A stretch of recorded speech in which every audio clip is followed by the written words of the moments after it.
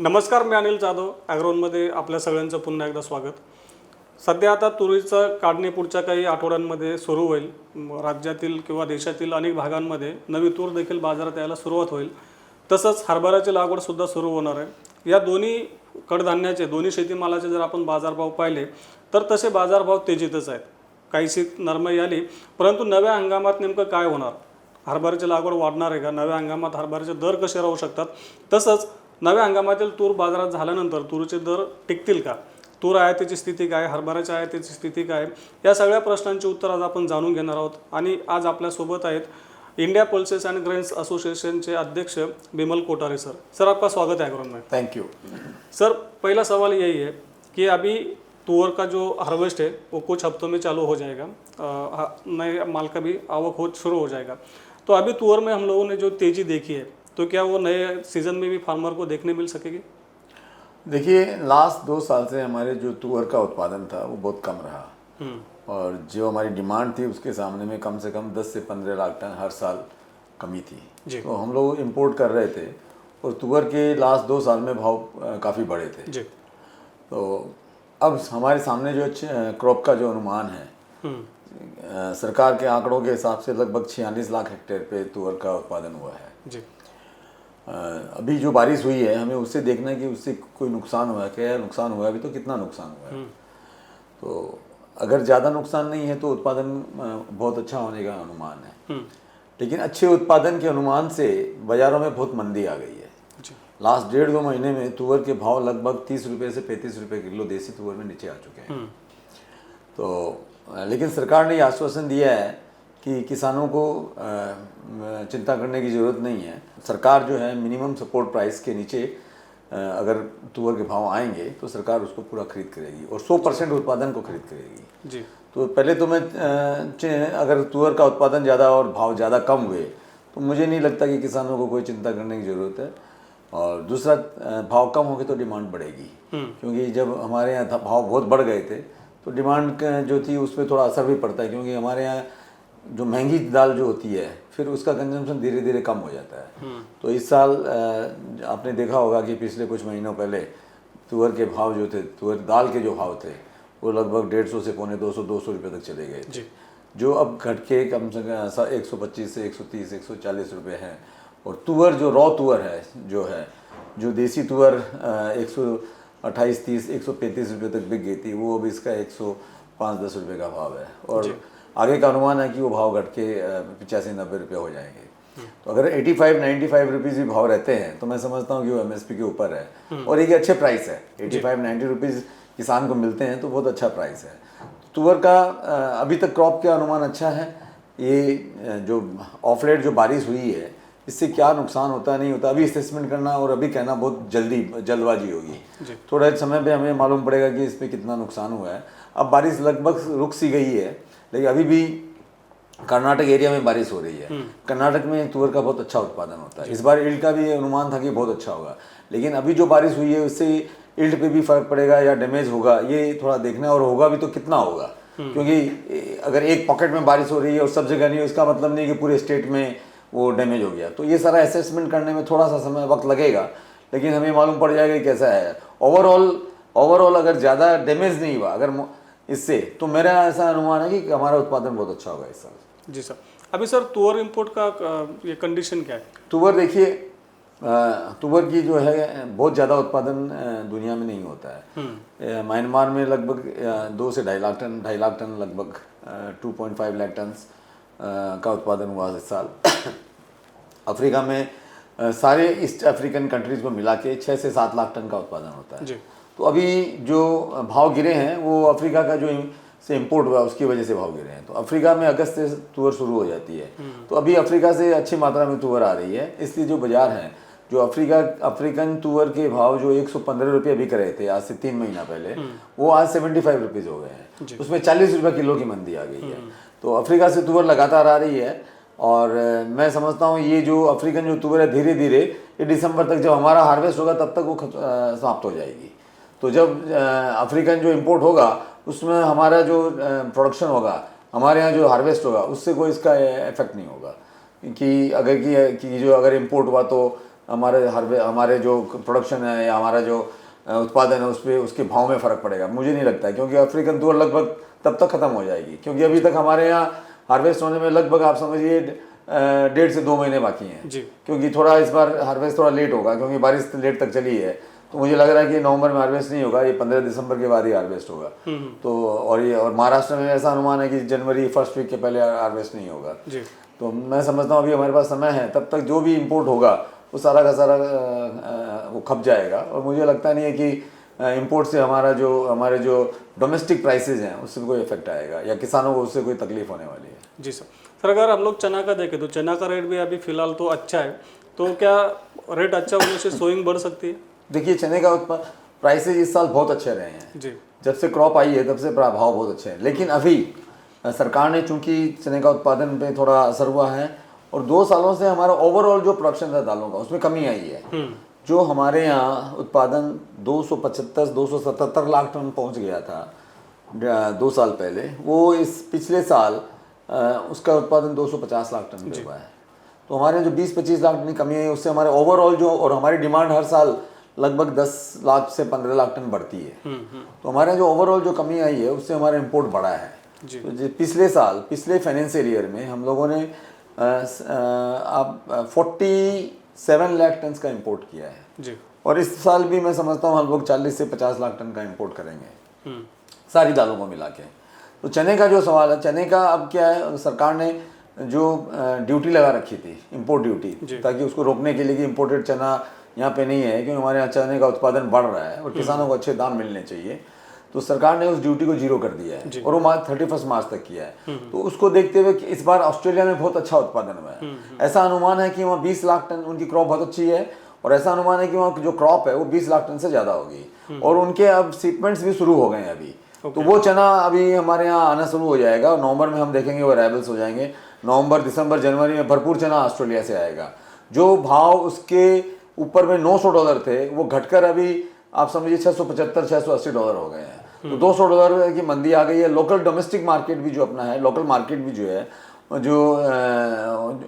उसमें भी ऊपर के भाव में कम से कम 13-14 रुपये किलो की मंदी आ गई है। लेकिन फिर भी चना एमएसपी के ऊपर बिक रहा है। हमारा जो एमएसपी है लगभग 56.5 रुपया है, अभी जो सब सरकार ने रिवाइज किया है। आज भी 61-62 के प्राइसेज हैं और मतलब ये ऑस्ट्रेलियन चना के फॉरवर्ड शिपमेंट्स के। और रेडी मार्केट भी जो है अभी यहाँ जैसे दिल्ली की अगर मैं बात करूँ तो दिल्ली में 68-69 के प्राइसेज हैं। तो अभी भी एमएसपी से काफ़ी ऊपर है और चने का हम मानते हैं कि इससे इतने अच्छे भाव रहे हैं तो और डिमांड भी रहेगी चने की। तो मैं समझता हूँ कि और मानसून भी बहुत अच्छा है तो उत्पादन बहुत अच्छा होना चाहिए। लेकिन अभी तक जो सोइंग रिपोर्ट्स आई है, क्योंकि एक तो खरीफ में भी जो हार्वेस्ट थोड़ा लेट हुआ है, दूसरा हमारा बारिश भी काफ़ी एक्सटेंड हो गया, तो अभी तक लेट तक बारिश हो रही थी। तो जो मॉइस्चर क्या है, ज़मीन में जो मॉइस्चर बहुत ज़्यादा है, तो इसलिए जो सोइंग इस समय तक जो होनी चाहिए पिछले साल के कंपेरिजन में इस समय तक लगभग जो सोइंग है वो काफ़ी कम है। लेकिन हमें ऐसा लगता है कि आगे जाके सोइंग बढ़ जाएगी है। तो हो सकता है कि जो हमारा अराइवल्स जो है चने का जो जनवरी में शुरू हो जाता है वो थोड़ा लेट होगा। तो लेकिन हमारा ऐसा अनुमान है, हमारे ट्रेड का ऐसा अनुमान है कि उत्पादन बहुत अच्छा होना चाहिए, किसानों को अच्छे भाव मिले हैं। हालांकि इस बार गेहूं के भी बहुत अच्छे भाव मिले हैं। तो ऐसा अनुमान है कि शायद हो सकता है कुछ गेहूं में भी डाइवर्ट हो जाए। तो ये अभी क्या है, हर चीज़ ये सब्जेक्टिव है, अभी कहना बहुत मुश्किल है, क्योंकि अभी सब चीज़ शुरू होने वाली है। एक बार आज से 1.5-2 महीने बाद एक थोड़ा पिक्चर क्लियर होगा कि कितना उत्पादन हुआ है चने का, कितना गेहूं में जा रहा है, कितना शिफ्ट हुआ नहीं हुआ है, मॉइस्चर का क्या सिचुएशन है। तो ये सारी चीज़ें, लेकिन अभी ऐसा ये सब फैक्टर्स को देखते हुए लग रहा है कि उत्पादन तो अच्छा होना चाहिए। लेकिन ये 2-3 इशू है, जैसे मैंने बताया था, लेट सोइंग होगी, थोड़ा डाइवर्सन हो सकता है गेहूं की तरफ। तो ये सारे फैक्टर्स जो हैं इनमें क्लैरिटी आएगी 2 महीने बाद। जी। अभी सर हम लोगों ने देखा कि गवर्नमेंट ने जो येलो पीस है उसका इंपोर्ट भी खुला कर दिया है, इंपोर्ट भी बहुत ज़्यादा बढ़ चुका है। तो क्या अभी तक तो शॉर्टेज था इसलिए चना के रेट जो हम लोगों ने स्टेबल देखे बढ़ते हुए देखे थे, तो आने वाले दिनों में जैसे सोइंग स्टार्ट हो जाएगा तो क्या येलो पीच का प्रेशर भी चना के रेट पे आने को देखेगा? चने येलो पीच का मैं आपको बता दूं, पिछले साल सरकार ने 7 दिसंबर को इम्पोर्ट शुरू किया था 0 ड्यूटी पे, क्योंकि हमारे यहाँ जो पल्सेज का उत्पादन कम हुआ तो सरकार ने फिर देखा कि हम येलो पीच को अलाउ करें, ये सस्ती दाल है। तो ये चना जो येलो पीच है ये जो इसको हम वटाना कहते हैं महाराष्ट्र में, हम वटाना कहते हैं, ये सबका सब्स्टिट्यूट है। ये सिर्फ चने का सब्स्टिट्यूट नहीं है, इसने चने को भी सब्स्टिट्यूट किया है, इसने तुअर को भी सब्स्टिट्यूट किया है, हर महंगी दाल को इसने सब्स्टिट्यूट किया है। तो और इसने सब चने को काफ़ी मात्रा में सब्स्टिट्यूट किया है। इसकी वजह से थोड़े अभी क्या है, येलो पीस का इंपोर्ट बहुत ज़्यादा हुआ है। और अभी क्योंकि सरकार ने जो अक्टूबर तक था इंपोर्ट, जो सरकार ने जो 7 दिसंबर से जो 2023 से जो अलाउ किया था, उन्होंने पहले ही 4 बार एक्सटेंशन कर दिए। 5वां एक्सटेंशन जो उन्होंने अभी अक्टूबर तक था उसको दिसंबर तक कर दिया है। तो मेरे ख्याल से उसकी ज़रूरत नहीं थी, क्योंकि हमारे पास येलो पीस का बहुत बड़ी मात्रा में स्टॉक है। प्लस अभी ये जो सितंबर अक्टूबर तक जो अलाउ किया था उसमें भी कम से कम लगभग 8 लाख टन चना येलो पीस फर्दर और आ जाएगा। तो हमारी जो रिक्वायरमेंट है लगभग समझिए महीने की 2.5 लाख टन जा रही है, जो सब्स्टिट्यूट कर रही है। तो अभी मैं नहीं समझता हूँ कि सरकार को इसको एक्सटेंड करना चाहिए था, क्योंकि अगर इतने कम भाव रहेंगे, आज येलो पीस जो है उसकी प्राइस 34-35 रुपीज़ है, तो इतने कम भाव में जो कोई भी दालें उपलब्ध नहीं है। अगर आप देखें तो कैटल फीड के दाम भी इससे ज़्यादा है। सोया मील का प्राइस जो कैटल खाता है, सोया मील जो है वो कैटल खाता है, उसके भाव हम जो ह्यूमन कंजम्पशन में दालें खाते हैं वो उससे ज़्यादा है। तो ये बहुत इससे इसका असर बहुत बुरा पड़ सकता है। तो इसलिए हमने सरकार से, हमारे एसोसिएशन की तरफ से हमने बहुत बार रिप्रेजेंटेशन भी दिया है। हम फिर रिप्रेजेंटेशन दे रहे हैं कि येलो पीस को एक्सटेंड नहीं किया जाए, इसको अभी हमें बिल्कुल ज़रूरत नहीं है। सामने जो दालों के भाव का जो कंसर्न था सरकार का, वो बिल्कुल जब इन्होंने इंपोर्ट किया था वो बिल्कुल सही था, लेकिन अब उसकी ज़रूरत नहीं है। अब सब दालों के भाव इतने कम आ चुके हैं कि अब हमें इंपोर्ट की, ये येलो पीस की इंपोर्ट की ज़रूरत नहीं है। तो सरकार को अब फर्दर इसको न तो बढ़ाना चाहिए, अगर हो सके तो इस पॉलिसी को रिव्यू करना चाहिए और इसको एक बार सरकार को बंद कर देना चाहिए। जब तक हमको लगे कि हमारे यहाँ कोई उत्पादन की कमी हुई है तो इसको फिर से खोला जा सकता है। लेकिन आज के दिन हमें इतना यहाँ पे इंपोर्ट, मैं तो कहूँगा ये इंपोर्ट नहीं हुआ है, डंप हो चुका है यहाँ पे। ये क्योंकि इंडिया एक बड़ा मार्केट है, इसलिए फॉरेन कंपनियों ने यहाँ पे लाके, जो फॉरेन एक्सपोर्टर्स हैं, कैनेडियन एक्सपोर्टर्स हैं, रशियन एक्सपोर्टर्स हैं, उन्होंने इंडिया में लाके माल डंप कर दिया है। हमारे पास ऑलरेडी 8 से 9 लाख टन 1 अक्टूबर को स्टॉक था और लगभग अभी 8-9 लाख टन और आ जाएगा। तो इतने हमको इसकी जरूरत नहीं है। ये इससे हमारे जो क्रॉप्स आने वाले हैं रबी, इस पर कुछ बुरा असर पड़ सकता है, क्योंकि फिर हमारे प्राइसेस दब जाएंगे तो किसान इनकरेज नहीं होगा, किसान को प्रोत्साहन नहीं मिलेगा, और बहुत ज़्यादा नीचे आएंगे तो फिर सरकार को एमएसपी के सरकार को खरीदना पड़ेगा, तो इसमें सरकार का भी नुकसान है। तो इसलिए एक ओवरऑल इसमें उनको एक निर्णय लेना चाहिए कि भाई अब हमें ज़रूरत थी तो हमने इंपोर्ट किया और मंगाया, वो अच्छी बात थी, उसमें ज़रूरत भी थी, लेकिन आज के दिन हमें इसकी बिल्कुल ज़रूरत नहीं है। जी सर, अभी सर मसूर इंपोर्ट का क्या कंडीशन है? मसूर खुला हुआ है 31 मार्च तक, उसमें ड्यूटी फ्री है। और मसूर में हमारे यहाँ अभी मसूर की भी सोइंग होगी। इस साल लगभग 16 लाख टन का हमारे यहाँ प्रोडक्शन था। हमारे यहाँ जो कमी है 8 से 9 लाख टन की कमी रहती है, तो वो हम हर साल इंपोर्ट करते हैं। पिछले साल हमारे यहाँ 16 लाख टन का इंपोर्ट हुआ था, एक्सेस इंपोर्ट हुआ था, ज़्यादा इंपोर्ट हुआ था। तो उसमें सरकार ने उसे बफर बनाया है, लगभग 6 से 7 लाख टन सरकार ने बफर कर रखा है। इस मसूर के प्राइसेज जो हैं अगर आप देखेंगे तो लगभग स्टेबल है नीचे में। पहले अभी इंटरनेशनल मार्केट में एक बार काफ़ी मंदी आई थी, क्योंकि ऐसा अनुमान था कि ऑस्ट्रेलिया में बहुत बड़ी क्रॉप होने वाली है। लेकिन अभी जो ऑस्ट्रेलिया के रिवाइज नंबर आ रहे हैं कि वहाँ कुछ वेदर कंडीशंस के हिसाब से थोड़ा वहाँ प्रोडक्शन कम हुआ है, तो उससे थोड़े वहाँ इंटरनेशनल मार्केट जो है, जो नीचे में $600 हो गए थे अभी 1 महीना 1.5 महीना पहले, वो बढ़कर अभी आप 675 से लेकर $700 हो गए हैं। तो उसमें थोड़ा इजाफा हुआ है, लेकिन हमारे यहाँ प्राइसेस स्टेबल है। आज भी एमएसपी के नीचे बिक रहा है। हमारे यहाँ आज भी मसूर जो है पोर्ट में, मुंद्रा पोर्ट और पे 62 रुपीज़ में मिल रही है, जबकि एमएसपी शायद 67 रुपीज़ अभी सरकार ने रिवाइज किया था, तो 67 रुपीज़ है, तो अभी भी एमएसपी के नीचे बिक रही है।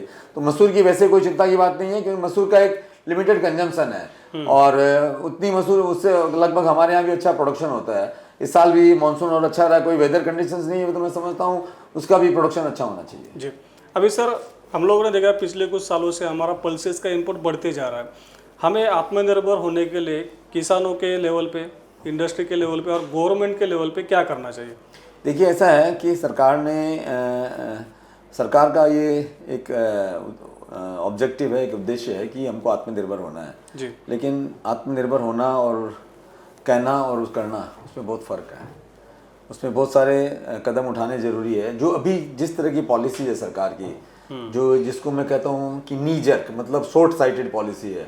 हर 3 महीने में आपको बताऊं मैं 2000 जनवरी 2023 से लेके अभी तक लगभग 15 नोटिफिकेशन आ चुके होंगे।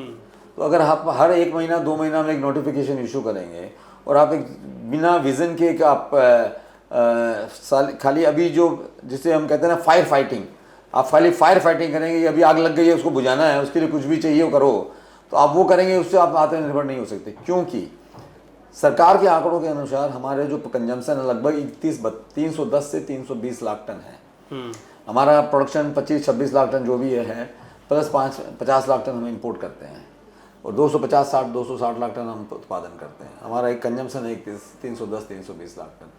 ये कंजम्पशन हमारा अनुमान है हमारे देश की अर्थव्यवस्था को देखते हुए कि हम कहते हैं कि हम 3rd लार्जेस्ट इकोनॉमी हो जाएंगे 3 साल के अंदर में। हमारे इनकम जो है वो बढ़ रही है, हमारे जो मिडिल इनकम ग्रुप है उसकी इनकम बढ़ रही है। सरकार के आंकड़ों के हिसाब से 25 करोड़ लोग गरीबी रेखा से बाहर आ चुके हैं लास्ट 10 साल में। तो उससे हमारे जो रिक्वायरमेंट है फूड की बढ़ती जाएगी। क्योंकि देखिए हमारा जो देश है वो एक इसमें बहुत बड़ी पॉपुलेशन वेजिटेरियन है और हमारा जो दाल जो है वो हमारे लिए एक स्टेपल फूड है। इसको हम हर रूप में दिन में किसी न किसी रूप में हमारे हर मील में योगदान रहता है उसमें। तो दाल हमारे लिए बहुत इंपॉर्टेंट फूड है और क्योंकि जैसे मैंने बताया न्यूट्रिशन ये हमारे लिए बहुत न्यूट्रिशियस प्रोडक्ट है, खासकर जो वेजिटेरियन लोग हैं। तो सरकार को इस पर ध्यान देना बहुत ज़रूरी है क्योंकि हमारा ऐसा अनुमान है कि 2030 तक हिंदुस्तान में 400 लाख टन दाल की दरकार पड़ेगी, ज़रूरत पड़ेगी, हमारा कंजम्पशन होगा। तो 400 लाख टन अगर आपका कंजम्पशन है तो आपको, और अभी आपका 250 से 260 लाख टन उत्पादन है, तो आपको 150 लाख टन उत्पादन और बढ़ाना है। तो ये एक बहुत बड़ा चैलेंज है, ये कोई छोटी मोटी बात नहीं है और इस तरह की पॉलिसी से आप उसको अचीव नहीं कर सकते हैं। तो हमारा मानना है कि सरकार को इस पर एक लॉन्ग टर्म विज़न होना चाहिए, एक विजनरी पॉलिसी होनी चाहिए। देखिए हमारे यहाँ दालें जो है कोई इरीगेटेड एरिया में उसका उत्पादन नहीं होता। हमारे यहाँ दालें होती है रेनफेड एरिया जहाँ पे सिर्फ जो बारिश पे डिपेंडेंट है, 100% बारिश पे डिपेंडेंट। हमारे यहाँ इरीगेशन में जहाँ पे इरीगेशन है जहाँ पे वहाँ हम दालें नहीं उगाते, वहाँ हमारे सीरियल्स का उत्पादन होता है। तो रेनफेड एरिया की वजह से क्या है कि एक मानसून खराब हो जाता है तो हमारा जो सप्लाई जो है पूरा चरमरा जाता है, वो पूरा गड़बड़ हो जाता है उसमें सारा। तो जैसे लास्ट ईयर एल नीनो था, हमारी सप्लाई जो है पूरी अफेक्टेड हो गई और हमें इंपोर्ट करना पड़ा और बड़ी मात्रा में इंपोर्ट करना पड़ा। तो ये कभी भी हो सकता है, ग्लोबल वार्मिंग को देखते हुए ये सिचुएशन बार बार एराइज हो सकती है। कई बार ज़्यादा बारिश वो भी अच्छी नहीं है और कम बारिश वो भी अच्छी नहीं है, तो दोनों सिचुएशन हो रही है। इस बार बारिश ज़्यादा हो गई क्योंकि लानीना का इफेक्ट था, सितंबर में लानीना एक्टिव हो गया तो बारिश बढ़ गई। तो हमारा बारिश की बढ़ने की वजह से जो मानसून सितंबर में समाप्त हो जाना चाहिए अभी तक बारिश आ रही थी, तो उससे हमारे जो क्रॉप्स हैं वो डिले हो रहे हैं, उसका भी हमारे यील्ड्स पे इफेक्ट पड़ता है। तो ये सारी चीज़ों को देखते हुए एक बहुत लॉन्ग टर्म पॉलिसी चाहिए सरकार को। एक तो किसानों को इस पर जो प्रोत्साहन है वो देने की ज़रूरत है कि एक तो जिस तरह सीरियल्स में सब्सिडी दी जाती है उस तरह की सब्सिडी दालों के लिए भी दी जाए। कुछ उत्पादन जो है इरीगेटेड एरिया में होना बहुत ज़रूरी है। हमारे यहाँ जो यील्ड्स हैं वो बहुत कमज़ोर है। दुनिया की देखिए, मैं जैसे चने की बात करता हूँ, अभी कुछ ऑस्ट्रेलियन डेलीगेशन आया हुआ था, हम उनसे बात कर रहे थे। उनके यहाँ 1 हेक्टेयर में 3 से साढ़े 3 टन 1 हेक्टेयर में 3 से साढ़े 3 टन चना होता है, जबकि हमारे यहाँ एट द मोस्ट 1 टन चना होता है। एवरेज शायद 1 टन भी हमको नहीं मिलता है। तो हमको यील्ड्स बढ़ाने की बहुत ज़रूरत है। इसी तरह हमारी दूसरी दालें हैं उनमें भी यील्ड्स बढ़ाने की बहुत ज़रूरी है। तो यील्ड बढ़ाने से ही हमारा जो उत्पादन है, क्योंकि हम एरिया आज हमारे यहाँ 31 मिलियन हेक्टेयर मतलब 310 लाख हेक्टेयर पे हम दालों का उत्पादन करते हैं हम। लेकिन हमें दूसरी प्रोडक्ट भी और ग्रो करने हैं, उनका भी उत्पादन करना है। तो लैंड भी हमारे पास लिमिटेड है, इतनी लार्ज पॉपुलेशन है, तो ऐसा नहीं कि हमारे पास अनलिमिटेड लैंड है। तो हमको यील्ड्स बढ़ानी ज़रूरी है ताकि हमारी जो फ्यूचर रिक्वायरमेंट है, देखिए फ्यूचर रिक्वायरमेंट बढ़ती जाएगी। आज 2000 मैं 6 साल बाद आज 400 बोल रहा हूँ, उसके 5 साल बाद और बढ़ेगी, उसके 5 साल बाद और बढ़ेगी। तो रिक्वायरमेंट आपकी बढ़ती जाएगी क्योंकि हमारा ये सबसे इंपॉर्टेंट फूड है दाल को हम छोड़ नहीं सकते, ये इसकी दाल का। इसलिए एक और इसमें पॉलिसी की ज़रूरत है कि हम जो इस तरह नीजर पॉलिसी लाते हैं कि आज हमने किसी ओरिजिन के साथ हम इंपोर्ट कर रहे हैं, कल उनको बंद कर दिया फिर खोल दिया, इससे क्या उन देशों को जो मैसेज मिल रहा है कि भाई यहाँ की पॉलिसी स्टेबल नहीं है, कंसिस्टेंट पॉलिसी नहीं है, तो हम कितनी दालों का उत्पादन करें। क्योंकि देखिए एक बार हमारे यहाँ कमी हो जाती है, अगर हम पूरी दुनिया में झाड़ू मार लें तो जितनी हमारी रिक्वायरमेंट हमको दालें नहीं मिल सकती है। तो इसलिए इस पे बहुत ही सोच समझ के पॉलिसी होनी चाहिए। हमने भी सरकार को बहुत रिप्रेजेंटेशन दी है और हम बार बार देते जा रहे हैं, और मैं समझता हूँ कि सरकार इस पर जरूर कदम उठाएगी, क्योंकि ये एक बहुत बड़ा चैलेंज है। नेक्स्ट 5-6 साल में हमें दालों का बहुत बड़ी रिक्वायरमेंट रहेगी, और अगर हम उत्पादन को हमारा नहीं बढ़ाएंगे तो हमें बहुत ज़्यादा इंपोर्ट करना पड़ेगा, और इतना इंपोर्ट हम चाहेंगे तो हमको मिलेगा नहीं। जी वही सर, लास्ट सवाल, आप किसानों को क्या अपील करना चाहेंगे कि वो पल्सेस के प्रोडक्शन को लेके या फिर मार्केट में बेचने को लेकर वो कैसे कदम उठाए, और एक प्राइसेस का सिनेरियो क्या रह सकता है? देखिए ऐसा है, जहाँ तक प्राइस का सिनेरियो मैंने बताया कि सरकार प्रोत्साहन दे रही है, कि और सरकार ने अनाउंसमेंट भी किया है कि ज़्यादातर पल्सेस जैसे उड़द है, तुअर है, मसूर है, ये हम 100% जो प्रोडक्शन है वो हम MSP के पे लेंगे।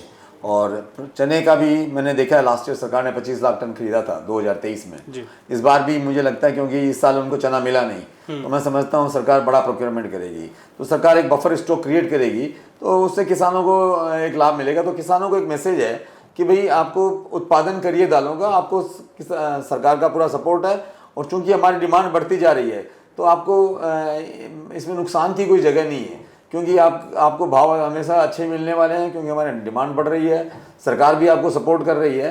और जैसा कि मैंने कहा कि किसानों के संगठन को भी सरकार से बात करनी चाहिए कि उनको भी कि हम दलहन को के उत्पादन को बढ़ाने के लिए जिस तरह सीरियल्स को जो लाभ दिया जाता है वो लाभ इनको भी दिया जाए, कुछ इरिगेशन फैसिलिटी भी क्रिएट की जाए, ताकि किसान बराबर इसको उगाते रहें। और जो इसमें थोड़े जो रिसर्च सेंटर है, जैसे हमारे Indian institute of pulses research है, उनको भी उनसे भी मिलकर वार्तालाप करें, और किस तरह अच्छी क्वालिटी के सीड्स जो हैं उन पे रिसर्च होना चाहिए। वो जो आजकल जो वेदर रेजिस्टेंस सीड है उनको बढ़ाने, उनके आविष्कार की ज़रूरत है, ताकि नए सीड्स आएँ तो अगर जिस तरह वेदर कंडीशंस हो रहे हैं उससे हमारे क्रॉप्स अफेक्टेड नहीं हो, ये बहुत जरूरी है। तो इसमें सरकार के जो किसान संगठन है उनकी भी जरूरत है, ट्रेड की भी जरूरत है, सब मिलकर काम करें। जो FPO सरकार ने बनाए हैं वो FPO के थ्रू उनका भी सहयोग होना चाहिए। सब मिलके इसमें सरकार है, रिसर्च एजेंसीज है, ट्रेड एसोसिएशन है और किसान है, सबको मिलके काम करना चाहिए, ताकि ये सबके लिए एक विन विन सिच्युएशन हो। जी, आता आपल्यासोबत कोठारे सर होते, सरांनी आपल्या मनातले जे काही प्रश्न होते त्या सगळ्या प्रश्नांची उत्तरं दिली। सर थँक्यू, आपने हमें टाइम दिया। Thank you so much, thank you for inviting, thank you.